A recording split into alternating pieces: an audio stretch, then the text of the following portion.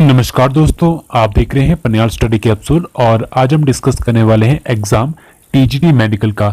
ये exam conduct करवाया गया था हमीरपुर बोर्ड के द्वारा 8 जुलाई 2018 को। सेम डे पे एक और एग्जाम हुआ था टीजीटी नॉन मेडिकल का, तो उसका जीके सेक्शन ऑलरेडी हम डिस्कस कर चुके हैं, तो आप प्लेलिस्ट में जाके चेक कर सकते हो। मैंने अलग से प्लेलिस्ट बनाई है।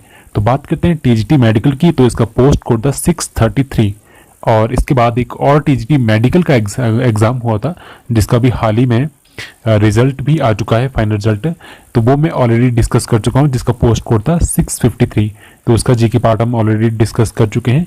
अगर आप वो देखना चाहो तो उसके लिए भी मैंने अलग से प्लेलिस्ट बनाई है, तो आप वहाँ पे जाके चेक कर सकते हो। और आज हम डिस्कस करेंगे इसका फर्स्ट पार्ट है जिसमें इंडियन हिस्ट्री और इंडियन ज्योग्राफी की कुछ क्वेश्चन हम देखेंगे जो भी एग्जाम में पूछे गए हैं। तो चलिए इसी के साथ वीडियो की शुरुआत करते हैं। क्वेश्चन और फर्स्ट हमारे पास है 123 इंडियन हिस्ट्री से रिलेटेड। तो चलिए देखते हैं क्वेश्चन क्या है।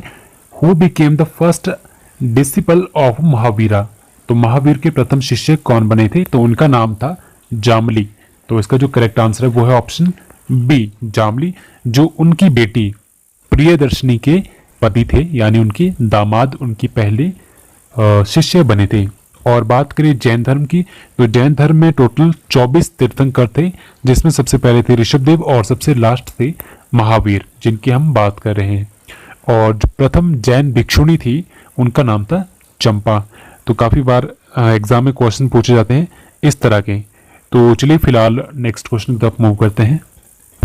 124 क्या है? Who among the following thinker believed in Vedanta philosophy? तो इनमें से कौन से चिंतक थे जो वेदांत दर्शन में विश्वास रखते थे? तो वो थे Vivekananda. Option C is the correct answer. और इनके जो बचपन का नाम था वो था नरेंद्र नाथ दत्ता। कई बार एग्जाम में पूछ लेते हैं। तो चलिए नेक्स्ट क्वेश्चन देखते हैं 125। Who wrote the book school and society? तो ये पुस्तक किसके द्वारा लिखी गई थी? जॉन डेवी के द्वारा। Option B is the correct answer. Next हमारे पास क्वेश्चन नंबर 126 क्या है?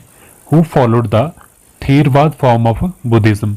तो इनमें से कौन से है जो बौद्ध धर्म के थेरवाद स्वरूप को अपनाते थे, उसका अनुसरण करते थे? 126 का जो करेक्ट आंसर है वो है ऑप्शन ए। ऑप्शन ए बर्मावासी, ठीक है, Burmese. Option A is the correct answer. Next 127 क्या है? विद्यालय वॉज ए फ्यूड्यूटरी ऑफ द? विद्यालय किसकी जागीर थी? तो 127 का जो करेक्ट आंसर है वो है option C. Option C Pallavas, ठीक है, जिसकी स्थापना की गई थी गोपाल के द्वारा, ठीक है। तो चलिए नेक्स्ट क्वेश्चन देखते हैं 128। Alauddin Khilji capture the throne after securing fabulous wealth from? Alauddin Khilji ने कहां से विशाल संपत्ति जीतकर ताज हासिल किया था? तो 128 का जो करेक्ट आंसर वो ऑप्शन सी देवागिरी, ठीक है। तो option C Devagiri is the correct answer. तो नेक्स्ट क्वेश्चन देखते हैं 129 क्या है? The Mughal emperor who drove away the Portuguese from Hooghly the premier port of Bengal was? तो इनमें से कौन से मुगल शासक थे जिन्होंने पुर्तगालियों को हुगली से खदेड़ दिया था, भगा दिया था, जो बंगाल का एक प्रमुख पतन होता था? तो 129 का जो करेक्ट आंसर वो ऑप्शन बी शाहजहां। तो शाहजहां के द्वारा पुर्तगालियों को हुगली से भगा दिया गया था। तो चलिए नेक्स्ट क्वेश्चन देखते हैं 130 हमारे पास क्या है? क्वेश्चन में 130 बोलता है who took over the administration in Bengal after Robert Clive? तो रॉबर्ट क्लाइव के बाद बंगाल पे किसने शासन किया था, किसने वहाँ की एडमिनिस्ट्रेशन को संभाला था? तो 130 का जो करेक्ट आंसर वो ऑप्शन सी वॉरेन हेस्टिंग।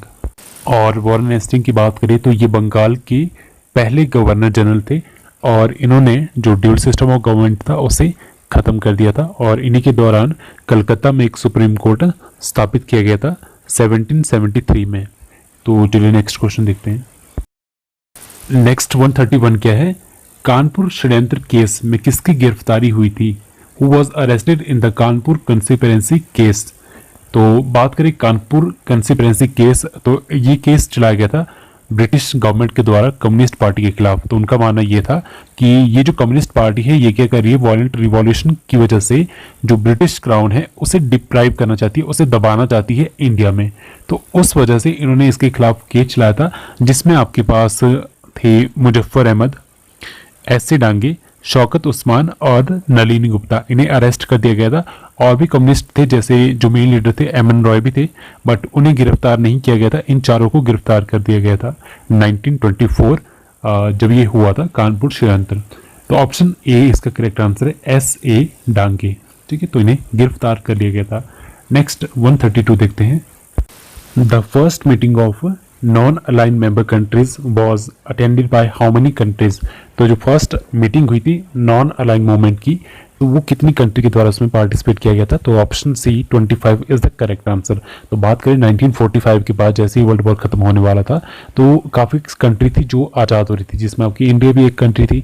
अब उसके बाद क्या हुआ, जो वर्ल्ड थी वो दो पावर में डिवाइड हो चुकी थी, एक ईस्ट पावर और एक वेस्ट पावर। ईस्ट में आपके पास जो मेन पावर थी वो थी यूएसएसआर, जिसे आजकल हम रशिया के नाम से जानते हैं, और वेस्ट में आपके पास थी यूएसए, जिसे हम अमेरिका कहते हैं। तो उनके बीच में क्या हुआ, कोल्ड वॉर स्टार्ट होगी। बट जो कंट्री अभी भी आज़ाद हो रही थी, वो चाहती थी कि वो सोवरन बने, वो नहीं चाहती थी कि वो किसी भी लफड़े में पड़े। तो इसलिए उन्होंने क्या किया, ये नॉन अलाइन एग्रीमेंट बनाया। ठीक है, मूवमेंट चलाया, जिसकी जो स्थापना हुई थी वो 1961 में हुई थी बेलग्रेड में।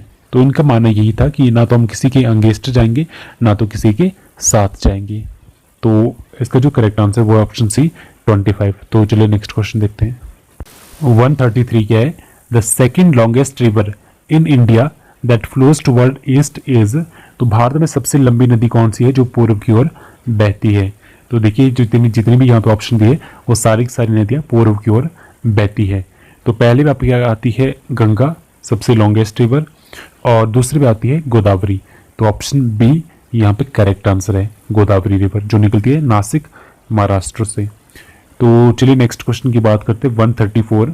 और जो गोदावरी रिवर है उसे दक्षिण गंगा के नाम से भी जाना जाता है, और एक रिवर है दक्षिण की गंगा, जो कावेरी को कहते हैं हम दक्षिण की गंगा, और एक सिंपल दक्षिण गंगा जिसे कहते हैं गोदावरी को। तो नेक्स्ट क्वेश्चन देखते हैं 134। Which of the flowing ranges act as a natural barrier between India and Tibet. तो इनमें से कौन सा रेंज है जो नेचुरल बैरियर की तरह एक्ट करता है इंडिया और तिब्बत के बीच में? तो उसका नाम है Kalimpong. Option B is the correct answer, और ये वेस्ट बंगाल में है। और पहले की बात करें तो पहले ये एज ए गेटवे एक्ट करता था इंडिया और तिब्बत के बीच में ट्रेड के लिए, व्यापार के लिए। तो ऑप्शन बी यहाँ पे करेक्ट आंसर है। Next 135, Gorakhnath in the Girnar hills is the highest point in the. तो गोरखनाथ जो गिरनार की पहाड़ियों में है वो किसकी उच्चतम चोटी है?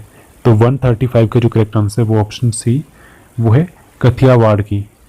ठीक है, तो option C Kathiawar is the correct answer.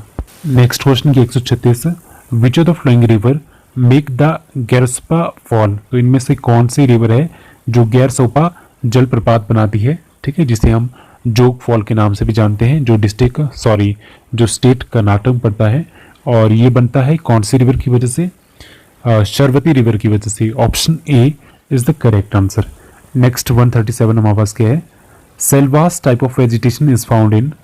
तो सेल्वास प्रकार की वनस्पति कहाँ पे पाई जाती है? तो 137 का correct answer option A, Kerala में। ठीक है, तो ऑप्शन ए करेक्ट आंसर है। नेक्स्ट 138 है, the largest producer of petroleum in India is. तो भारत में सबसे ज़्यादा पेट्रोल का उत्पादक राज्य कौन सा है? तो वो है Gujarat. Option A is the correct answer. दूसरे नंबर पे आता है आसाम, तीसरे पे आंध्र प्रदेश। ठीक है, तो फर्स्ट सेकंड थर्ड कई बार पूछ लेते हैं। तो फर्स्ट नंबर पे हमारे पास है गुजरात, तो ऑप्शन ए यहाँ पे करेक्ट आंसर है। नेक्स्ट देखते हैं 139 हमारे पास क्या है, in India high quality basmati rice is mainly grown in. तो भारत में सबसे ज़्यादा जो हाई क्वालिटी की जो बासमती चावल होते हैं वो कहाँ पे उगाए जाते हैं? तो 139 का जो करेक्ट आंसर वो है option A, Dehradun state Uttarakhand में। तो ऑप्शन ए यहाँ पे करेक्ट आंसर है। तो चलिए नेक्स्ट क्वेश्चन देखते हैं। नेक्स्ट 140 क्या है, Khetri in Jhunjhunu district of Rajasthan is an important producing centre of. तो राजस्थान का एक जिला है झुंझुनू, और वहाँ पे एक जगह पड़ती खेतरी। तो वो किस चीज़ के प्रोडक्शन का सेंटर माना जाता है और किस चीज़ के लिए फेमस है वो? तो इसका जो करेक्ट आंसर वो है ऑप्शन बी, कॉपर। और कमेंट सेक्शन में कमेंट करके जरूर बताइए कि जो एग्जाम का लेवल है, जी के लेवल, वो आपको कैसा लग रहा है। ठीक है, इजी, मॉडरेट या फिर हार्ड लेवल का लग रहा है। तो आज के लिए इस वीडियो में फिलहाल इतना ही। नेक्स्ट में बस कुछ एक क्वेश्चन है इंडियन पॉलिटी के, तो उन्हें हम नेक्स्ट जो पार्ट रहेगा उसमें डिस्कस करेंगे। तो आज के लिए फिलहाल इतना ही। So thank you so much.